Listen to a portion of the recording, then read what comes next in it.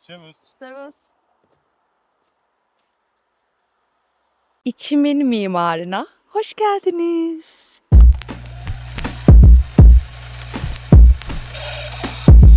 Konuya nereden başlarım, nasıl başlarım hiçbir fikrim yok. Sadece başlamak istiyorum. Bir şekilde başlamak ve harekete geçmek. Aslında 2026'ya niyetim de o. Harekete geç Azra. Çünkü düşüncelerimizle ve bazen yaşadığımız olaylar bizi durdurabiliyor. İçimize dönebiliyoruz ve durduğumuzu zannediyoruz ama dururken de tabii ki de ilerliyoruz aslında. Durmak dediğim eylem hiçbir şey yapmamak anlamında değil ki bazen hiçbir şey yapmadığım gün bile oldu arkadaşlar. Eee, Değişik dönemlerden geçtim son bir aydır, Aralık ayı özellikle. Bir hani tarifi yok. Bazen yaşadığımız şeylerin tarifi olmaz ya. O yüzden de çok açık açık anlatmayacağım. Çünkü çocuklarının, yakınlarının üzülmesini istemiyorum. Ailemin üzülmesini istemiyorum bunu dinlerken. Zaten acının içinden geçiyoruz ama yaklaşık bir ay önce dayımla ilgili, sağlık sorunuyla ilgili büyük bir şey yaşadık ve hala daha yaşıyoruz. Bu süreç devam ediyor. O yüzden son bir aydır da kendimi kapattım. Üretmek de istemedim, bir şey yapmak da istemedim ama bir yandan da hayat tabii ki de devam ediyor hepimiz için ve üretmek benim ruhumu besleyen bir şey aslında. Ve bunu da kendi yaşamımda Almanya'ya, yolculuğum başladığı anda kendimi keşfettiğim yönlerimden biri oldu ve bana iyi gelen şeylerdi. Çünkü burada bazen o kadar yalnız kalıyorsunuz ki, yani bu yalnızlık dediğim, sakın yanlış anlaşılmasın, Emm, tamamen başka bir hayata geçiş yapıyorsunuz çünkü öyleli bir yalnızlıktan bahsediyorum. İzmir'de çok farklı bir yaşamım vardı ailemle ilgili, birlikteliklerimle hani, ilgili, arkadaşlıklarımla ilgili ama şimdi burada tamamen yeniden kendimi doğurdum gibi hissediyorum aslında. Bunu böyle betimlemek de benim hoşuma gidiyor. Her şeyimi bıraktım ve sıfırdan burada yaşamaya başladım. Ve gerçekten bu kolay olmadı. Mesleğimi bıraktım. Almanca zor geldi ve hala zorlandığım yerler var. Kendimi istediğim gibi ifade edemediğim için üzüldüğüm yerler var. Ama yine de hayat bir şekilde devam ediyor. O yüzden de böyle düşünmeye devam edeceğim. Her ne olursa olsun. Çünkü bu bana iyi geliyor ve iyi geleni yapmamız gerekiyor bence diye düşünüyorum. Ha, bu zaman zarfında ne yaptım? Almanya'da durdum mu? Hayır. Yapmam gerekenleri yaptım. Dil kurslarıma devam ettim. Sertifikalarımı almaya devam ettim. İşte ehliyetimi yapmaya e, azim gösterdim. Almancamı geliştirmeye uğraştım. Ama gelin görün ki yani Almanca istediğim gibi olmadığı için ve burada da benim mükemmeliyetçiliğim devreye girdiği için kendimi o kadar kastım ve kapattım ki mesleğimi yapmamda ve icra etmemde bile bunun beni kısıtladığını düşünüyorum. Bu sonuca vardım ve sıfırdan portfolyomu yeniledim. Her şeyi Almanya'ya göre yapmaya çalıştım. Hep yani bu yıl gerçekten bir şeyleri düzenleme, yeniden var etme, yeniden mesleğime yönelme yılımdı. Çünkü son 3 senedir kişisel gelişimime çok önem verdim. Çok eğitimler aldım. Bu da benim için gerekliydi ve bence çok çok önemli bir şey. Hayatımızda kendimize yaptığımız şey, yatırım çok çok önemli. Kendimizi geliştirmemiz çok önemli. Bu hayatta sadece bir mesleği var etmek için geldiğimize inanmıyorum. Para kazanmak evet çok önemli ve bence evrenin bir ödülü. Bunun da olması gerekiyor. Her şeyin dengede olması gerektiği gibi. Ama burada şunu fark ettim ki ben bir şeyleri mükemmel yapmaya çalışırken aslında bir yerde de kendimi durduruyorum ve kendimi yetersiz hissettiğim noktaları keşfediyorum ve yetersiz hissettiğim yerlere gerçekten öyle bir baktım ki bu son zamanlarda, buraları iyileştirmek ve dönüştürmek istiyorum. Galiba 2026 yılı benim için bu şekilde gelecek, ve hani videonun başında da Christmas Market'ın orada da bir şey değindim. YouTube bana gerçekten çok iyi geliyor. Kendimi ifade etmem, anılarımı biriktirmem, anlarımı sizlerle paylaşmam ve sizlerle kurduğum bağ benim için çok değerli ve çok kıymetli. Ve kalp kalbe olduğum insanları gördükçe ve onlarla iletişime geçtikçe de çok mutlu oluyorum ve bu beni gerçekten çok duygulandırıyor. Aslında istediğim şey bu. Ama belli bir emeğin de karşılığını istiyorsunuz ya hani. Ben evet bu son zamanlarda seyahat, çünkü seyahat benim ruhumun beslendiği şey ve ben bunu seviyorum ve bunu yaparken kendimce yapmaya, kendimce keşfettiğim, gördüğüm yerleri sizlerle paylaşmayı seviyorum. E, Ben buyum, yapabildiğim bu. Her şeyi, video editlemeyi, bunları ben yapa yapa geliştirdim. Kendi kendime yaptım ve ben bununla da gurur duyuyorum açıkçası. Eee, Her şeyin profesyoneli olamayız ama en iyi şey kendimiz olmak diye düşünüyorum. Kendimiz olabildiğimiz yer en güzel yerdir. En güvende hissettiğimiz yerdir. Evet, güvende hissetmek sanırım güzel bir dokunuş oluyor benim için. Çünkü şurası bile, şu konuşmayı seçtiğim bir yer bile benim güvende hissettiğim bir yer aslında. Rahatta hissettiğim bir yer. O yüzden bu hayatta çok önemli. Ben bu Almanya'ya gelme yolculuğunda da güvende hissettiğim yerler de oldu, güvende hissetmediğim yerler de oldu. Bence sadece Almanya'da değil, hayatın kendisi bu. Eee, Ve bir çayımı içmek istiyorum açıkçası. Şu an bir gerçekten elimde durmasın bu da. Şöyle bir bakayım, güneşe de sırtımı aldım. Çok iyi geldi. Devam edeceğim konuşmaya. Kısa bir mola vermek zorunda kaldım. Telefonum çaldı. Kusura bakmayın. Konuşmama devam ediyorum. Ne demiştik? Güvende hissetmek. Evet, bence çok kıymetli bir yer benim için. Özellikle hepimizin için olduğunu düşünüyorum ve bugün böyle not aldığım bir cümle çok hoşuma gitti. Hemen size de paylaşmak istiyorum. Hermann Hesse'nin Siddhartha kitabı. Çok severim o kitabı. Okumadıysanız okuyun mutlaka. Arayan kişi bazen bulmaya o kadar odaklanır ki yolun kendisini fark edemez. Ee, Gerçekten de hayat böyle. Bazen bir şeyleri o kadar çok istiyoruz ki bazı şeyler kaçıyor. Odaklandığımız şeyler tabii ki de olacak ama bir yandan da bırakmayı bileceğiz. Ve o bırakmak da bize aslında güvende hissettiğimiz alanı yaratıyor olacak. Ve oluyor da. Bunların hepsini kendi hayatımda bir deneyimleyip sizlerle paylaşıyorum. Bana iyi gelen şeyleri paylaşmak istiyorum. İçimden öyle geliyor. Ama tabii ki de bana iyi gelen bir şey size iyi gelecek diye bir şey yok. Ama denenebilir mi? Denenebilir. Sonuçta ben de bunları bir yerlerde okuyup, bir yerlerde izleyip, bir yerlerde dinleyip kendime uyguluyorum. Bu böyle böyle olan bir şey bence. Bugün hava harika ve sizle bir temasa geçmek istedim ve vlogu da öyle kapatacağım. Bu hem vlog olacak hem de podcast'imi de koymak istiyorum. Çünkü podcast'imi uzun zamandır ellemedim. Neden ellemedim? Bazen çünkü gerçekten bırakmam gerekiyor ve öncelik sıram çok önemli. Şu anda 2026 için şunu diyebilirim ki size. Çünkü Almanya'da ne yapıyorsun, ne iş yapıyorsun diye çok sorular alıyorum. Tabii ki bu soruları almak da hoşuma gidiyor. Çünkü etkileşimde olduğumuzun bir göstergesi. Ben geldiğimden beri Almanya'da sadece bir operada sahne tasarımında staj yaptım. Ve sonrasında da Almanya'da yapmam gerekenler listemi tamamlamam gerekiyordu. Bunlar kurslar, Almanca kursu olsun, oryanteering kurs olsun. Oryanteering kurs dediğimiz şey oryantasyon kursu. Aile birleşimiyle geliyorsanız buraya bunun eşin yapması gereken bir kurs olarak adlandırabiliriz.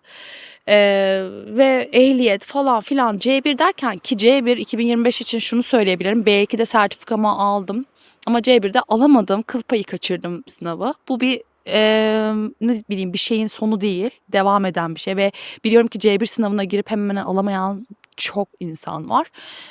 O yüzden böyle inancımı hiçbir zaman kaybetmiyorum ama moralim bozuldu mu? Evet bozuldu. Motivasyonum düştü mü? Düştü. Hoca beni etkiledi mi? Evet C1 hocası çok etkiledi. Beni değil sınıfın bütününü etkiledi. Sadece benle ilgili bir şey olsaydı evet bunun üzerine düşünürdüm. Evet bu şanssızlıklar olabilir ama her şanssızlığın bir de başka yönü var. Madalyonun arka yüzü diye düşünebiliriz. O yüzden devam edeceğim. Bu sene belli şeylerin tohumlarını attığımı inanıyorum ve şimdi meyvesini alacağım bir yıla girdiğimi düşünüyorum. Ama tabii ki de bunun için hareket etmem gerekiyor. Artık önceliğim gerçekten burada kendi sevdiğim mesleğimi, yani iç mimarlığı icra ettirmek istiyorum ve bunu gerçekleştirmek istiyorum. Almanya'da bunun nasıl işlediğini görmek istiyorum. Merakım var bu noktada. Ruhuma nasıl geldiğine bir bakmak istiyorum. Ve sonrasında ne olur bilemeyiz hayatta. Her şey şöyle olacak, böyle olacak diye bir şey yok tabii ki de. Bazen planlamadığımız şekilde de hayat bizi başka kanala entegre edebiliyor ve buna da akışa bırakmak diyoruz ve gerçekten de bence hayatta akışa bırakmalıyız. Çünkü benim kontrolcü bir yapım vardı. Zamanla bunu bırakıyorum yavaş yavaş. Bu böyle tak diye bıraktım bitti gibi bir şey olmuyor. Ama olunca da böyle olmaya başladığında da tadından yenmiyor. Öyle iç döktüm biraz. O yüzden YouTube'a da şunu da söylemek istiyorum. Gerekli emeği veriyorum. Gerçekten çok zaman ayırıyorum editlerken. Özellikle seyahat videoları çok zaman istiyor arkadaşlar. Ama bunu severek yapıyor muyum? Evet yapıyorum. Anı biriktirmek için yapıyor muyum? Yapıyorum. Ama karşılığını beklediğim gibi aldım mı? Hayır almadım. Bu sene daha farklı bekliyordum. Çünkü gerçekten çok güzel gezdim. Çok güzel şeyler, anılar biriktirdim. Ama gerektiğim algoritmayı anlamadım. Algoritmanın nasıl işlediğini anlamadım. Anlamamış da olabilirim. Bu bir son değil, belki de bir başlangıç. Ama şu an bildiğim tek bir şey var ki bir şey yer açmam gerekiyor ve eğer gerçekten Almanya'da şu anda hayal ettiğim bir işte çalışmak istiyorsam o zaman önceliğim o olmalı. Vloglarımı da akışa bırakacağım. 2 tane çok sevdiğim, yani çekerken sevdiğim ve kardeşimle olan Venedik vlogum var. Onu da editleyeceğim. Onu da yarım bırakmayacağım. Çünkü o benim çok çok güzel bir anım. Tabii ki onu da yapacağım ama ondan sonrasında nasıl ilerler hiç bilmiyorum. Akışa bıraktım ama tek yapmak istediğim şey biliyorum ki inanmaya devam etmek ve vazgeçmemek. Vazgeçmeyeceğim. Çok zorlandığım yerler oldu çünkü. Özellikle bu sene benim için çok değişik geçti. Almanya'da şunu kabul etmem gerekiyor. Her şey dışarıdan göründüğü gibi değil, herkes gibi. Bunu şu an Almanya için söylüyorum çünkü ben Almanya'da yaşıyorum. Bu hayatımızda Türkiye'de de olsaydım bunu derdim, emin olun. Ama Almanya için de ben çok gelmek istedim arkadaşlar buraya. Ben istedim yani özellikle. Ama istediğim yerden de sınavlarım olmadı mı? Oldu. Hala daha oluyor mu? Oluyor. Özgüvenim sınanıyor mu? Sınanıyor. Bu geçen vloglarımda da göreceksiniz. Eski vloglarıma bakın. Ben bunu çok söyledim. Ve gerçekten de yaşıyorum. Ama bunu çevirmem de benim elimde. Yani bir kontrol ettiklerim var bu hayatta. Bir de kontrol edemediklerim var diye düşünüyorum. O yüzden bu benim kontrol edebileceğim bir şey. Yani elimden gelenin en iyisini yaptığımda karşılığını alabileceğim bir şey olduğunu düşünüyorum. Ha bu ne olur onu bilmiyorum. Birlikte göreceğiz, yaşayacağız. Sizle de etkileşimde olacağım bunun için. Ama şu dönemde kendime yaptığım en iyi yatırım gerçekten kendi gelişmeye yaptığım yatırımdı. Eee, Çok güzel insanlar tanıdım. Rehberlik ettiğim, rehberliğe aracı olduğum daha doğrusu. Eee, Gerçekten ruhumu doyuran bir şey. Bir de böyle bir yanım var. Birçok yanım var ve o birçok yanı sevdiğim şeyleri yaparken bazen dağıldığımı fark ettim. O yüzden de şu an tek bir şeye odaklanacağım. Ondan sonrasında da sonra bakarız zaten ve olması gerektiği gibi olacağını düşünüyorum. Biraz kendimden böyle bahsetmek istedim. Hayattan bahsetmek istedim.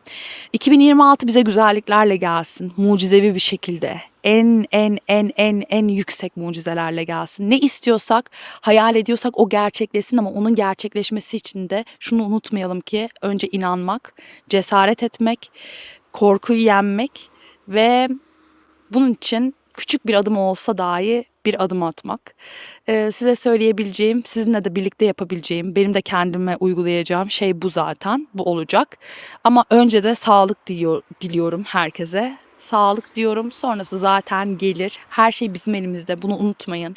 Eğer sizin de hayaliniz varsa bir şeyleri yapmak için, bunun için bir geç ya da erken diye bir şey yok. Olması gerekeni zaten Yaradan senin içine koyuyor. O bilgi bizde var. Onu dinle. Ve her zaman dediğim gibi kalbini dinle. Kalbini dinlediğin bir yıl olsun. Sizi çok seviyorum. Bizi çok seviyorum. Hep etkileşimde olalım. Yorumlarınızı bekliyorum. Kalben size sarılıyorum. Kendinize çok iyi bakın. Sevgiler. Bu arada şöyle de bir şey yapacağım. Bunu söylemeyi unuttum. Şimdi geçen sene 1 Ocak vloguma bakabilirsiniz.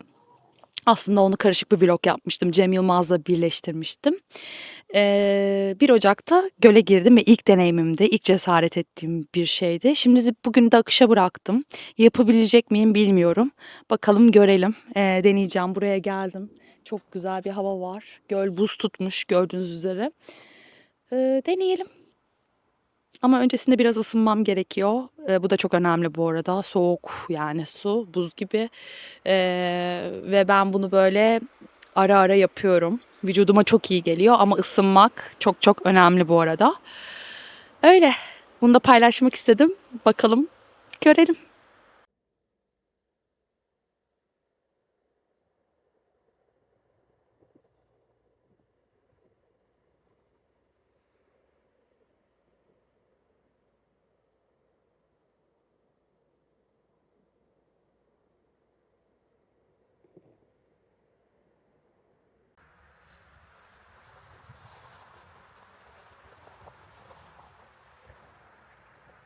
Deniyorum.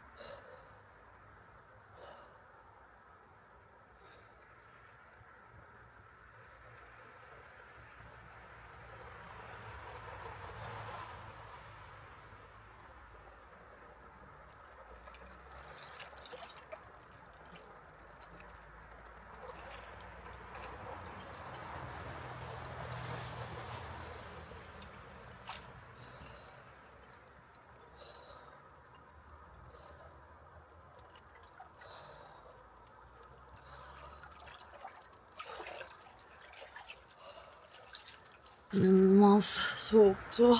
Çok soğuktu ama çok güzeldi. Şu an kıpkırmızı oldu. Geçen sene daha fazla kalabildim. Daha sıcaktı ama bugün inanılmaz soğuk. Ama şöyle bir kendime iyi geldi biliyor musunuz? Böyle bir kendime getirdi. Oh, böyle hiç yani vücudumu şu an anlatamıyorum. Hissetmiyorum. Ama şu neopren çoraplar çok iyi geldi. Şöyle göstereyim. Şu bayağı iyi. Çünkü geçen sene ilk önce ayaklarım donmuştu. Onun için bunu aldım. Çok da iyi oluyor. Bakalım böyle ara ara bunu yapıyorum. Geliyorum buraya. İyi geliyor. Öyle akışta bu da oldu. Çok şükür bugüne. Sevgiler. Kendinize iyi bakın.